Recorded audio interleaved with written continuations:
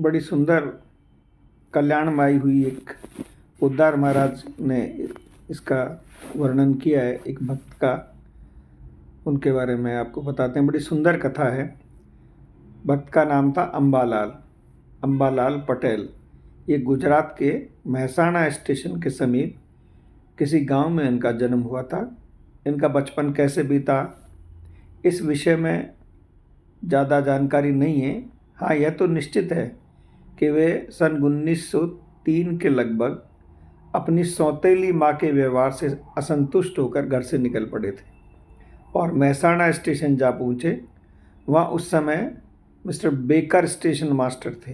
अंबालाल ने अपने जीविका के लिए उनसे सहायता की प्रार्थना की और उनको कोरस्पोंडेंस क्लर्क की ज़रूरत थी और अंबालाल जी उसको क्वालिफाई करते थे, इसलिए उनको 15 रुपये महीने की तनख्वाह पर रख लिया और DTS से मिस्टर रॉबिन्सन थे, उनसे परमिशन लेने के लिए कागज़ भेज दिए।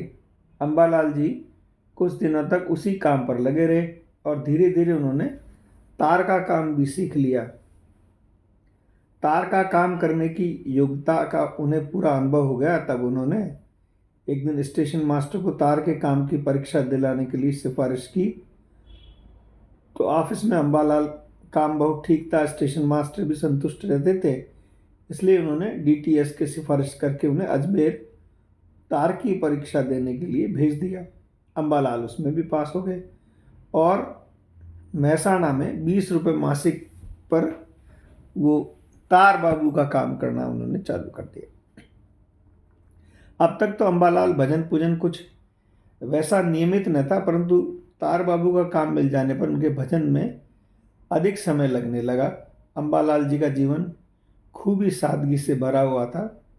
20 रुपये मासिक पाते थे, इनमें से प्रोविडेंट फंड काट कर उन्हें केवल 18 रुपये कुछ आने मिलते थे, जिसमें 2 रुपये कुछ आने में तो अपना महीने भर निर्वाह कर लेते थे और शेष साधु संतों की सेवा में खर्च कर दिया करते थे।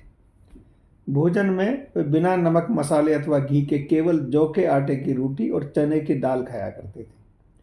उनके क्वार्टर में एक चटाई और एक टीन, एक कंबल, एक लोटा, एक बाल्टी और पहनने के लिए वस्त्रों में एक धोती और एक कमीज, 2 कॉपिन और रेलवे से मिले एक कोट और टोपी, बस यही थे। तार बाबू की ड्यूटी सप्ताह में बदला करती है, परंतु अंबालाल जी ने अपनी दिनचर्या ऐसी बना रखी थी कि 8 घंटे रेलवे की ड्यूटी तथा अन्य नित्य कर्मों के सिवा 8 घंटे भजन के लिए उन्हें प्रतिदिन निर्विघ्न मिल जाया करते थे। ड्यूटी के बदलने के साथ ही उनके भजन का समय भी बदल जाता, परंतु भजन के 8 घंटे में कमी न आती थी। वह अपने भजन के घंटे क्वार्टर में नहीं बल्कि समीप के साबरमती नदी के बीच एक छोटा सा दियरा पड़ा था, वहीं उन्होंने अपना साधन स्थल बना रखा था।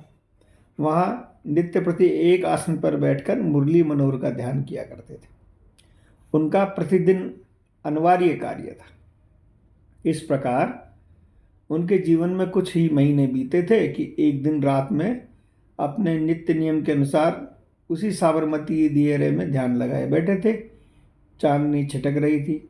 अचानक उनकी आंखें खुली। देखते हैं क्या है कि एक बूढ़ा आदमी नदी के किनारे हाथ मुंह धो रहा है, परंतु अंबालाल जी को इसमें क्या, उन्होंने फिर आंखें बंद कर ली। इतने में वो बूढ़ा आदमी नज़दीक आया और अंबालाल से बोला, बेटा तुम किसके लड़के हो और यहाँ कब से और क्यों बैठे हो? तुम्हें नदी के भयानक जानवरों का डर नहीं देखा? तुम तो आंखें मूंदे बैठे हो और इधर एक भयानक मगर मुंह बाए तुम्हारी ओर आ रहा था। वह तो मेरे डराने से नदी में कूद पड़ा। यदि मैं न आता तो तुम्हारी जान आज गई थी। अंबालाल जी बूढ़े से इस बात से भयभीत नहीं हुए। उन्होंने उत्तर दिया, महाराज एक पटेल का लड़का हूँ, यहीं स्टेशन पर तार बाबू का काम करता हूँ। यहाँ की ठंडी हवा मुझे बहुत अच्छी लगती, इसलिए आकर बैठ जाया करता हूँ। आपने व्यर्थ ही उस भूखे मगर को लौटा दिया।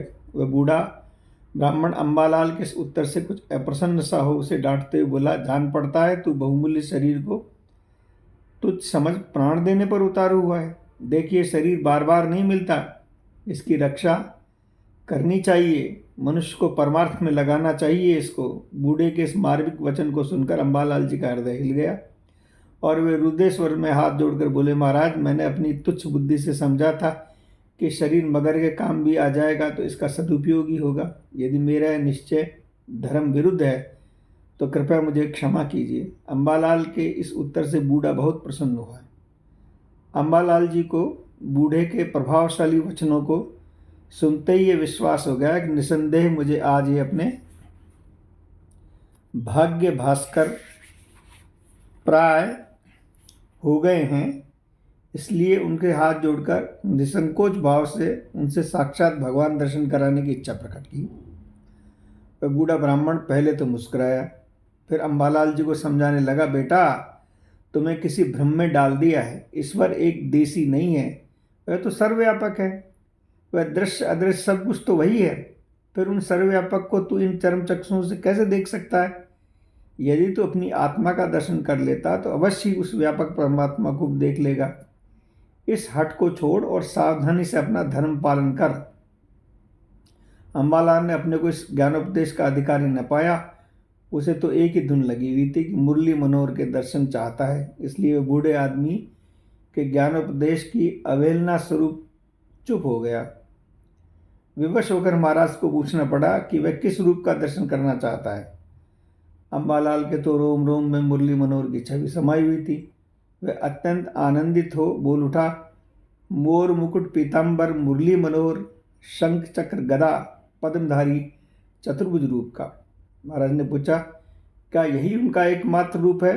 अम्बालाल ने उत्तर दिया, महाराज, यद्यपि शास्त्र में ईश्वर के अनेकों रूपों का वर्णन है, तथापि मेरी तृप्ति तो केवल इसी रूप में है। यदि उनके अन्य रूप मुझे देखने को मिले तो उनमें मेरी तृप्ति नहीं होगी और न ही मुझे भान ही होगा कि वह भगवान है।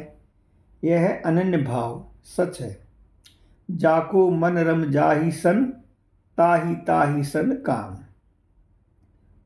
अम्बालाल जी ने आश्चर्यचकित हो देखा कि वह वृद्ध ब्राह्मण तत्काल उसी के मन चाहे चतुर्भुज रूप में बदलकर अम्बालाल के सामने खड़े हैं। जिस प्रकार बहुत दिनों का बिछड़ा हुआ बछड़ा गाय की ओर दौड़ता है, उसी प्रकार अम्बालाल जी प्रेम में उन्मत्त हो झटक कर अपने उपास्य के चरणों में गिर पड़े और लगा अपने अश्रु जल से पाद पद्म को धोने। करुणामय ने अम्बालाल को उठाकर उसके आंसू पहुंचे हुए उसे हृदय से लगा लिया और ढाढ़स देते हुए उसे धैर्य पूर्वक सांसारिक कृत्यों के करते रहने की आज्ञा देकर अंतर्ध्यान हो गए। अम्बालाल जी कृतार्थ हो गए। आज उनका जन्म सफल हो गया। अब उन्हें क्या चिंता?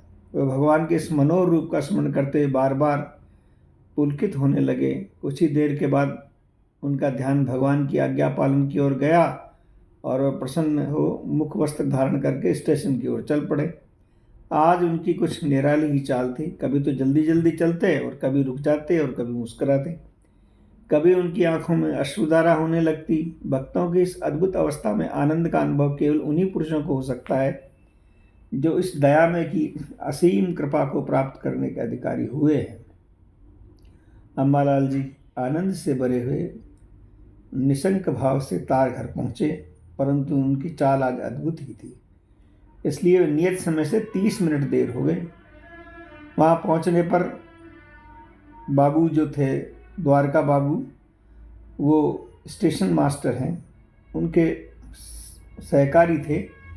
मिस्टर प्राण शंकर सिग्नेचर इंचार्ज थे। इंचार्ज साहब उन पर बिगड़े और उनके देर करके आने पर उन्होंने उनको बहुत डांटा। परंतु उनको क्या मालूम था कि अम्बालाल आज साधारण मनुष्य नहीं है। उन्हें सांसारिक वैभवों को परे की वस्तु मिल गई है। अम्बालाल जी मुस्कुराते हुए उनकी फटकार सुन ली और अंत में अपनी टोपी तथा पेंसिल को, जो रेलवे से मिली रहती है, इंचार्ज साहब की टेबल पर रखकर और ये कहते हुए कि यह अपनी संपदा संभालिए, वह ऑफिस से चल दिए। बाबू द्वारकादास और प्राणशंकर जी ने उनको बहुतेरा पुकारा, परंतु उन्होंने एक न सुनी और देखते ही देखते आंखों से ओझल हो गए। उस दिन रात को अम्बालाल जी रेलवे स्टेशन से चल देने के बाद फिर अपने क्वार्टर में नहीं गए और न ही उन्होंने स्टेशन मास्टर या किसी से भेंट की। वे सीधे आबू पहाड़ पर चढ़ गए। और 5 मील की तिरछी गहराई में नीचे उतरकर एक पहाड़ी पर वृक्ष पर अपना कोट कमीज तथा धोती लटकाकर एक चौरस चट्टान पर आसन लगाकर बैठ गए। इस प्रकार एक ही आसन पर बैठे अंबालाल जी को 7 दिन और 7 रात बीत गए। इस घोर तप से भगवान का आसन हिल गया और वह फिर अपने भक्त के पास पहुंचे, परंतु इस बार वे वृद्ध ब्राह्मण के रूप में नहीं गए, एक लकड़हारे के रूप में दिखलाई दिए और उन्होंने प्यासे होने का कारण पानी पीने की आतुरता प्रकट की। अंबालाल उदार चेता तो थे ही, लकड़हारे की व्याकुलता देखकर बड़े असमंजस में पड़ गए। यद्यपि 7 दिनों से उन्होंने कुछ नहीं खाया पिया था, शरीर में चलने की शक्ति भी नहीं थी, परंतु उनकी सहायता करने की आतुरता उनके मन में थी कि ये भगवान के सेवा है, इसलिए भगवान की सेवा समझकर वो जलाशय की ओर चल दिए। ना उनको पता भी नहीं था कि जलाशय किधर है, फिर भी वो निकल पड़े। थोड़ी ही दूर जाने पर उन्हें झरना बहता हुआ दिखाई पड़ा। जल लेने के लिए पात्र तो था नहीं, अतः अपने पानी कैसे ले जाएं। विवश उन्होंने एक युक्ति निकाली, धोती का एक सिरा पकड़कर उसकी 4 तह बनाई और उसमें दोनों हथेलियों में मिट्टी रख ऊपर से डाल दिया पानी। मिट्टी के ऊपर वस्त्र की अंजलि में कुछ पानी ले सके और उसे लाकर उन्होंने लकड़हारे को पिलाया। लकड़हारा उनकी श्रद्धा भक्ति देखकर बहुत प्रसन्न हुआ।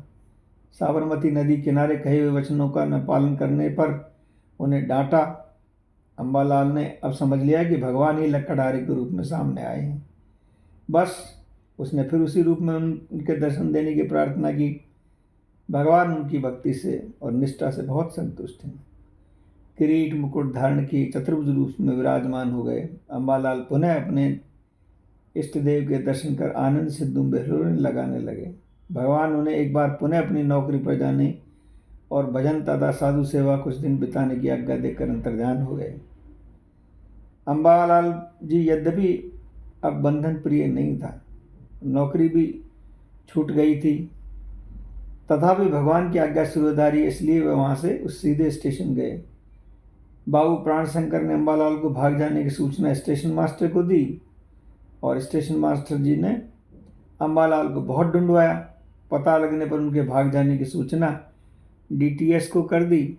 नियमानुसार उनका नाम नौकरी से काट दिया गया, परंतु अभी उस जगह कोई आदमी नया लिया अपॉइंटमेंट नहीं किया।